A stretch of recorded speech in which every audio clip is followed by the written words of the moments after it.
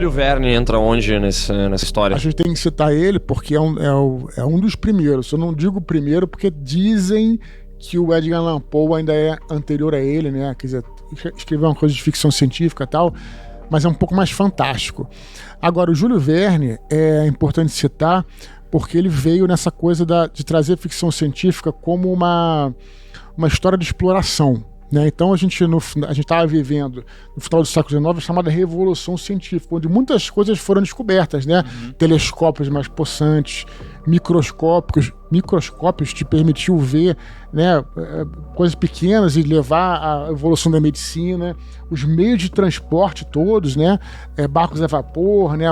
Então vimos a Revolução Científica e aí conhecendo coisas novas, né, cara? Então, o fundo do mar, por exemplo, né? Coisas que que as pessoas comuns não conheciam, pelos livros ele foi falar mais sobre o fundo do mar em, por exemplo, 20 Mil Léguas Submarinas. Aí fala, claro que ele cria o conceito do submarino, que é um conceito muito próximo do Nautilus a um submarino nuclear, aquela coisa que ele sabia o que fazer, só não sabia aquele pulo do gato que a ciência descobriu para chegar ao submarino nuclear. Mas o conceito todo de um submarino nuclear. Então, essa coisa da exploração, né? A volta ao mundo em 80 dias, né, cara? Viagem ao centro da Terra. Errou bastante nesse ponto, mas, né, tem conceitos interessantes ali. Então, é o conceito da Terra Oca. Terra Oca, isso, é da Terra Oca e tudo. Mas é coisa da exploração. A molecada lia esses livros para conhecer sobre ciência. Ele poderia conhecer na aula, mas aí você lê uma narrativa, cara, de heróis indo naquele lugar, né, conhecendo aquelas coisas e tal, né? Eu acho muito legal esse lance da ficção e fantasia, de como são diferentes, ao mesmo tempo, em certos momentos se parecem, né? Porque o Júlio Verne é muito isso, né? Ele mistura fantasia e ficção o tempo todo. Mas ele tem esse lance de uma ciência que nem o Dudu falou, é a ciência da escola, né? Eu acho que, especialmente geograficamente falando, como as coisas funcionam, ele me parece que as respostas pro Júlio Verne são a ciência. Outros atores, nem sempre a resposta é a ciência. Ela vai pra ficção, ela vai pra uma questão mais do personagem, da maneira de pensar, da maneira de agir. E o Júlio Verne é mais um lance mesmo de como a ciência resolve as coisas. Tanto é que, por exemplo, eu dar o exemplo do Lovecraft, né? Que fala sobre uma criatura, tipo Cthulhu, que é ela de outra dimensão. É muito mais na pegada do terror. Ele não tenta terror da fantasia pouquinho. A fantasia ele entra e não vai tentar explicar o que é aquilo ali fisicamente. Eu acho que até a base da escrita dele é umas paradas que tu não consegue descrever direito. Não, e é o medo do desconhecido, né? Isso. A cor caiu do espaço. Pô, tá falando de uma coisa alienígena, né? Mas não vai tentar explicar isso cientificamente. Vai pelo campo da fantasia, da ficção, do terror. Então é outra pegada. Então acho que é a vertente que é... Até da loucura mesmo, né? Lovecraft é muito interessante porque você pensa que a gente só consegue conceber algo que a gente já conheça. Por exemplo, se eu vou descrever uma coisa que não existe, um dragão, eu vou misturar escamas de cobra com dentes de leão, vou misturar elementos que você conhece. Agora, ele parte do pressuposto que existem elementos fora daqui que a gente, até da quarta dimensão, até de outras dimensões, pode existir nada, assim, supostamente nada de sobrenatural, de fantástico. Pode existir, só que a gente não conhece. Então, quando a gente vê uma cor que a gente nunca viu, a gente dá aquele bug. Então, muitas das histórias do Lovecraft é essa coisa do bug, cara. Quando o cara encontra uma arquitetura que ele não entende, né?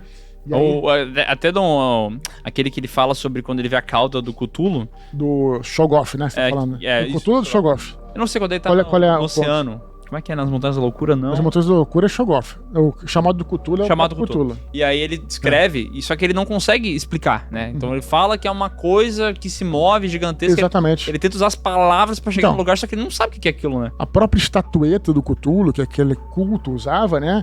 É uma imagem que eles conceberam. Na verdade, talvez nem seja aquilo, né? Foi o que você falou. É o conceito. Passa pela loucura, né? Inclusive o nome dele, né? Que eles falam que é Cthulhu, mas é na língua alienígena. Seria uma coisa meio gutural, assim. Ser falado. E nunca tivemos uma adaptação genuinamente boa, né? Acho que não, cara. Até porque essa coisa, né? Funciona melhor na literatura, porque a literatura ela trabalha com os bugs do seu cérebro. Você tá lendo, você tá colocando os conceitos que você conhece. Quando você coloca visual, você já tá dando de mão beijada pro cara, né? É porque assim, o próprio conceito de uma cor que veio do espaço, né? No filme é roxo, né? Uma coisa assim, né? Sim, é púrpura, né? Na tua cabeça, tu consegue tentar imaginar o que é isso. E tentar chegar a algum lugar.